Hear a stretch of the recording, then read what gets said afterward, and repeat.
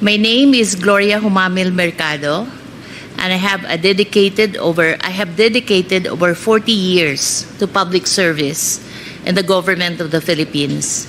In my last year with government, I served as the Undersecretary for Human Resource and Organizational Development of the Department of Education.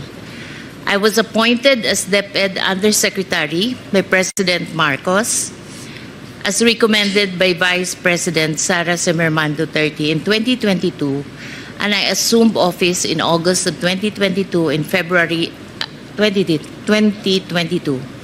In February 2023, I was designated as the head of the procuring entity of DepEd.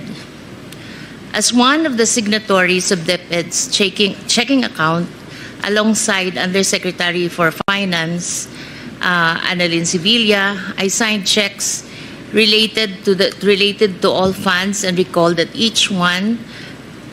some of the checks that I signed amounted to 37,500,000 pesos.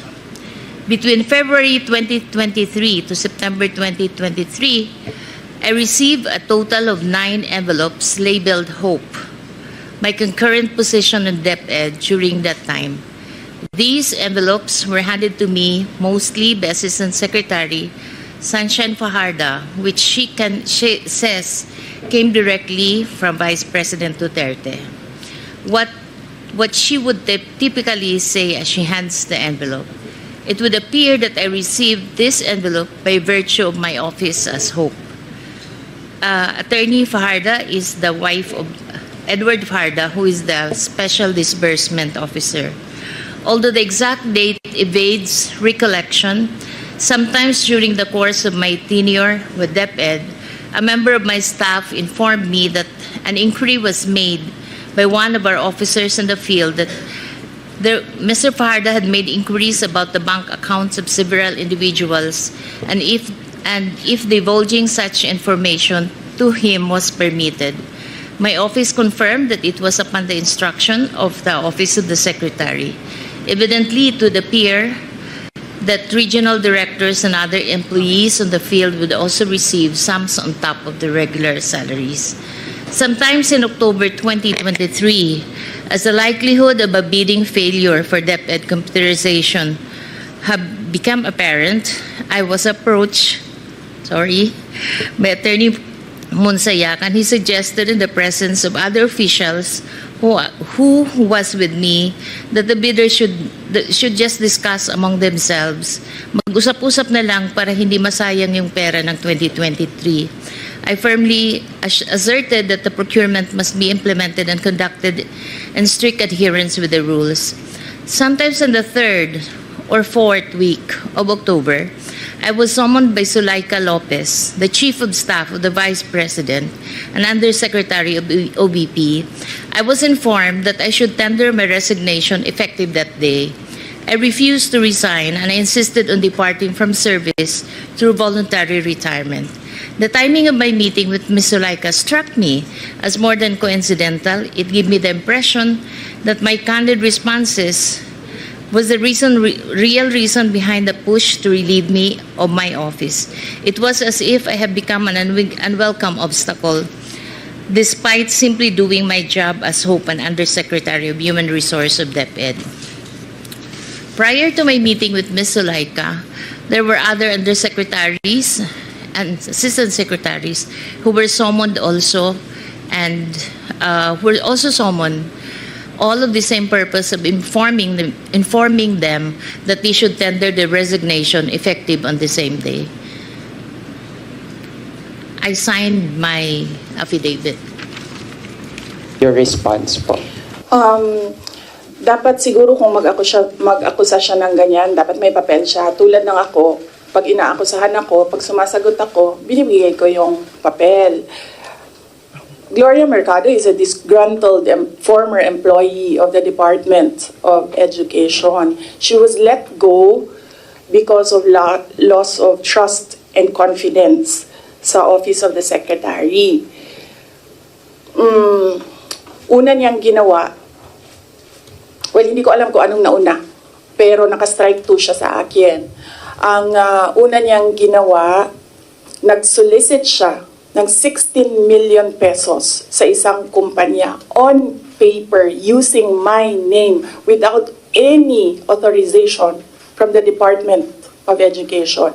Bibigay ni JC sa inyo mamaya yung papel. Kalagay dun. Pangalawa, noong nag-school visit ako sa Cebu, merong lumapit sa akin na teacher. Sabi niya sa akin, Inday Sara, masakit sa loob namin na mga teachers kami na nasa field. Tapos merong humahawak ng teacher items na wala dito sa aming probinsya o wala dito sa aming region. So, pinakwento ko siya. Iyon naman yung purpose ng aking mga school visits, di ba, sa iba't ibang lugar naman sa. Sabi ko, one-on-one tayo, kwento mo lahat sa akin. And then it turned out, ang HR mismo ng Department of Education, our undersecretary, took a teacher item from Region 7, nilagay niya sa central office for a non-teaching task. Ginawa niyang executive assistant niya. Ang apelido nun, Villar. Meron niyang paper trail. So, nung bumalik ako sa central office, tinanong ko, totoo ba na meron tayong teacher item galing sa Region 7 na nandito sa atin? Totoo daw, nasa HR. HR pa mismo ang gumawa ng parang injustice sa teachers namin sa field. So on that second point, hindi ko na pinalampas. Sinabihan na siya na there is loss of trust and confidence. And you should go. And then she said na, pwede bang mag-retirement na lang ako instead na paalisin ninyo ako. Kasi ang tagal ko na, matanda na ako. And then sinabihan siya, okay, sige.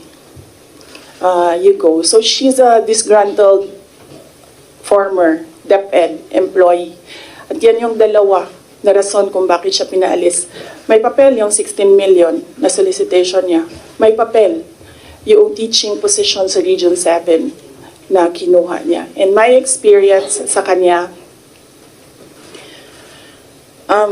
ayoko, factual lang ako ayoko atakihin yung pagkatao niya. Pero when she was HR of the Department of Education, meron kasi akong time dyan for our USEX and ASEX na hindi execom. So, pinapapunta ko yan sila kung sino man yung merong concern, sino yung may problema, pumunta kayo sa akin, mag-one-on-one tayo. So, one of those times na one-on-one kami, siniraan niya yung isang USEC, isang ASEC ng Department of Education. And bago pa lang kami nun.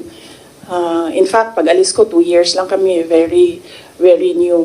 Na nagulat ako, kasi HR ka eh. Pag HR ka, hindi dapat ikaw yung mag-cause ng away-away sa loob ng institusyon. Dapat ikaw yung maging peacemaker. But siniraan niya yung isang ASEC and isang USEC sa akin mismo. And nagulat ako. Why attack the ASEC or the USEC sa kanilang pagkatao? Hindi naman trabaho. And then, ganun din ang ginawa niya. Nung umalis na siya sa Department of Education because of the 2 points, lumipat siya sa Senate. One of the offices of the senators din, nandiyan yan siya ngayon. And yung isang kaibigan ko doon sa Senado, narinig namin na sige na siya atake. Inaatake niya si Michael Poa, si Reynold Monsayak, si Gerald Chan. Iyan ngayon yung nakapangalan sa kanyang statement. Kaya kami, nung nagbasa siya kanina ng statement, hindi na kami nagulat. Kasi naririnig na namin sa opisina, dyan sa Senate, yung mga pinagsasabi niya after she was let go. I think, hindi lang siguro niya matanggap na kasalanan niya kung bakit siya pinalayas sa Department of Education. Pero hindi din talaga namin matanggap na magsusulisit ka sa isang private company on paper 16 million. and then kukuha ka ng teacher item sa field, gagawin mong EA sa central office. Hindi pwede yun. VP, in relation to that, since you brought up yung names po ni Attorney Poa and Attorney Monsayak. So during the probe earlier, she said that yung reason daw kung bakit daw siya nilet go ng DepEd nyo po was that she disagreed daw with Attorney Monsayak's suggestion that bidders in the DepEd computerization program just discuss it among themselves to avoid failed bidding. Ngayon ko lang narinig yan. Sa kanya ko lang narinig yan. Pero ako ang nagsasabi, kasi I was the one who fired her out of the Department of Education. Yung dalawang rason na yon, ang rason kung bakit siya pinaalis sa Department of Education. And as I said, may papel yon. Ibibigay namin sa inyo ang papel. Ang HR record ni Villar, nasa Department of Education din. In fact, hanggang ngayon si Villar nasa region kasi sinabihan niya yung region bago siya umalis na ilagay yan sa region, wag yan sa teaching position, pero that person is holding a teaching position.